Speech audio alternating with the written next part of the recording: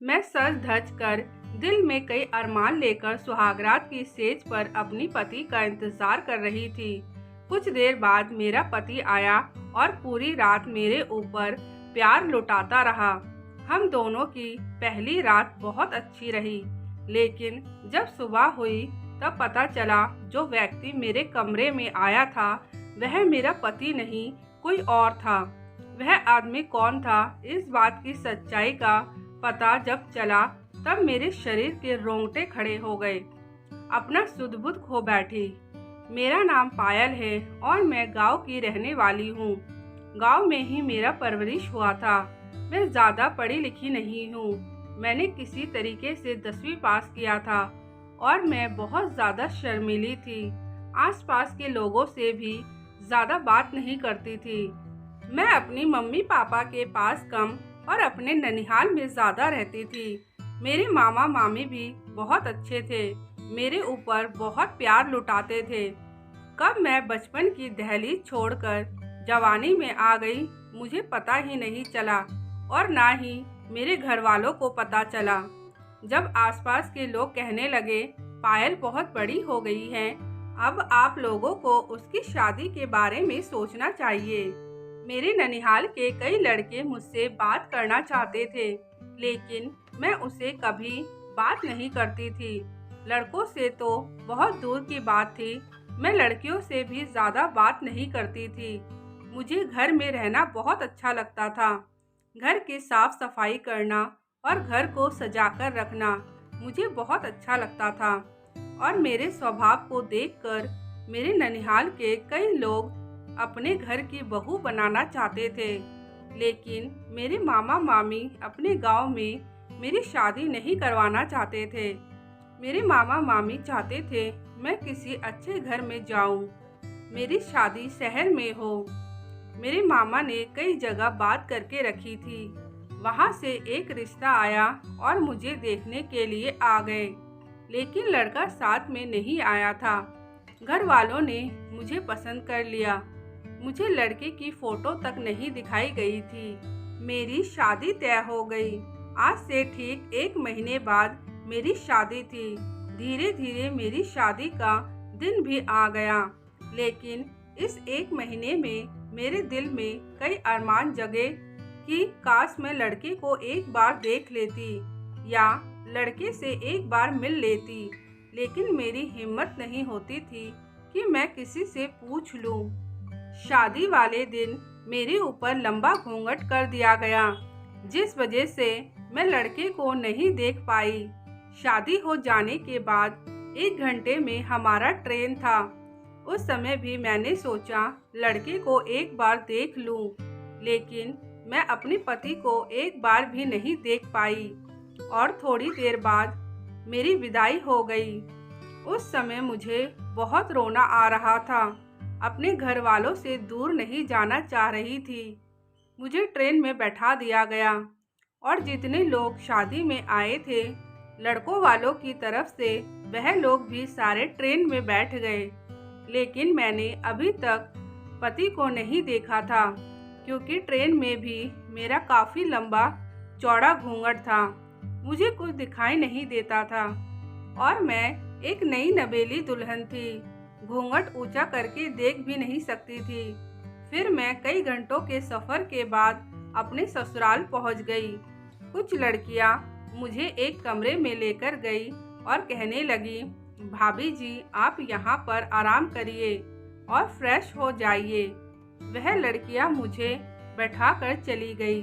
उसके बाद मैंने राहत की सांस ली और अपने लंबे चौड़े घूंघट को उठाया और बिस्तर पर जाकर लेट गई क्योंकि मैं बहुत ज़्यादा थक गई थी। एक तो इतने भारी भारी कपड़े पहन रखे थे और उसके ऊपर इतना लंबा चौड़ा घूंघट, फिर इतने घंटों का सफ़र। बिस्तर पर लेटकर मुझे बहुत अच्छा लग रहा था। मैंने अपनी कुछ ज्वेलरी उतार कर बेड के साइड पर रख दिया। इतने में मेरे कमरे के अंदर कोई प्रवेश किया। उसको देखकर मैं चौंक कर बैठ गई और वह औरत मुझसे कहने लगी, पायल आज रात को तुम्हारी सुहागरात है तो तुम नहा धोकर दुल्हन की तरह तैयार हो जाना।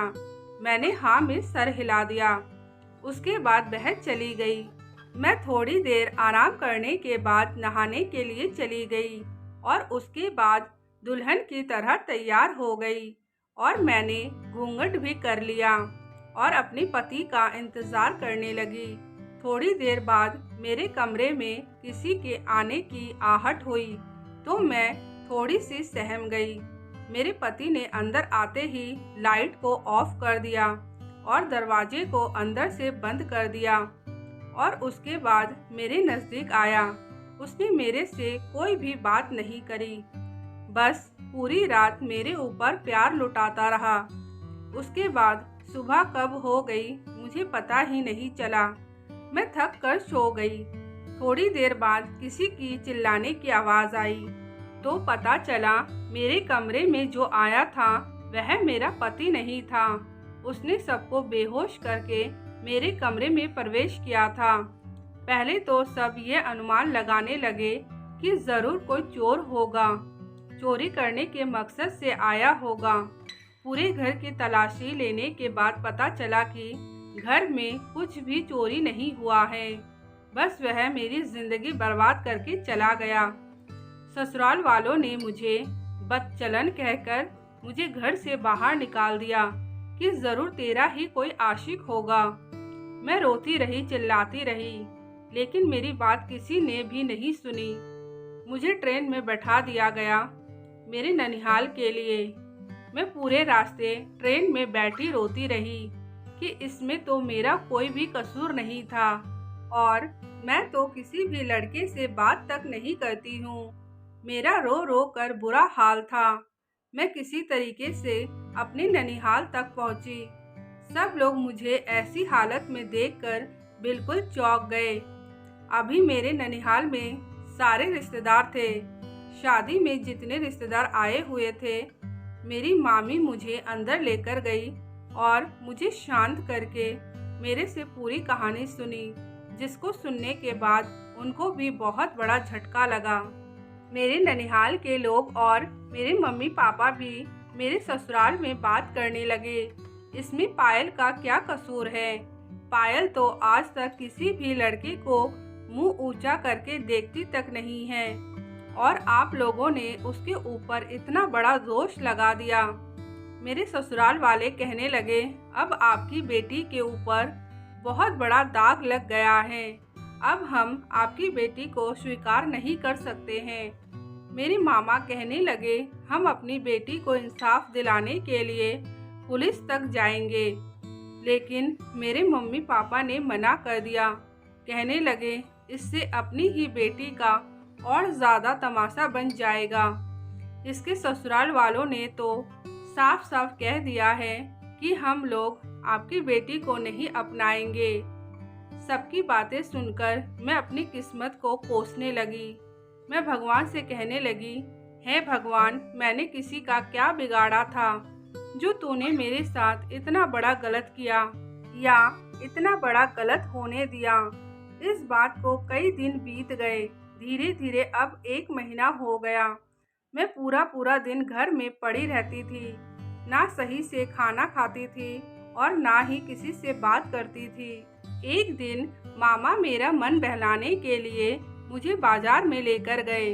वहाँ पर मेरा टक्कर एक लड़के से हुआ।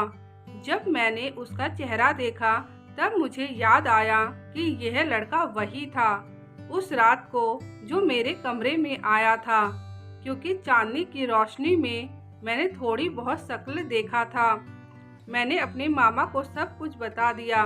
मेरे मामा ने उसको पकड़कर खूब धुलाई करी और उससे सच्चाई जानने की कोशिश करी। मेरे मामा ने और भी लोगों को बुला लिया, क्योंकि मेरे मामा का गांव में अच्छी खासी पहुंच थी। उस लड़के ने मार के डर से सब कुछ बता दिया कि उस रात वही था। उस लड़के ने बताया, मैं पायल को प्यार करता था और पायल से शादी करना चाहता था। मैंने अपने रिश्ते के लिए मम्मी को भेजा भी था, लेकिन आप लोगों ने मना कर दिया। उसके बाद मैंने मन में ठान लिया था कि मैं पायल के साथ ये गंदा काम करूँगा। मैं शादी वाले दिन ही वहीं पर पहुंच गया और सबको बताया कि मैं पायल के ननिहाल से आया हूँ। फिर सबको अपने बातों में लेकर सबको बेहोशी वाली मिठाई खिलाकर मैंने पायल के साथ ये दुष्कर्म किया। मेरी मामा ने उस लड़के को पुलिस में दे दिया। मेरे मन में एक सुकून सा मिल रहा था कि कम से कम मेरे साथ जिसने गलत किया उसको सज़ा तो मिलेगी, लेकिन मेरी ज़िंदगी तो बर्बाद ही हो गई थी। मेरे मामा ने मेरे ससुराल वालों को फ़ोन करके सब कुछ बता दिया। कुछ दिनों बाद मेरी सास और मेरे पति मुझे लेने आए। मुझे तो यकीन ही नहीं हो रहा था। उसके बाद मुझे लेकर ससुराल आ गए। मैंने पहली बार अपने पति को देखा था। घर पहुंचने के बाद मेरे पति मुझसे माफ़ी मांगने लगे। कहने लगे, मैं तो तुम्हें पहले भी लेने आने वाला था, लेकिन मेरे घर वालों को समझाने में बहुत टाइम लग गया। मेरे आंखों से आंसू निकलने लगे। मेरे पति ने मेरे आंसू पोंछे और कहने लगे, जो हुआ सब भूल जाओ, क्योंकि उसमें तुम्हारी कोई गलती नहीं थी। और उसके बाद हमारी ज़िंदगी की नई शुरुआत हुई।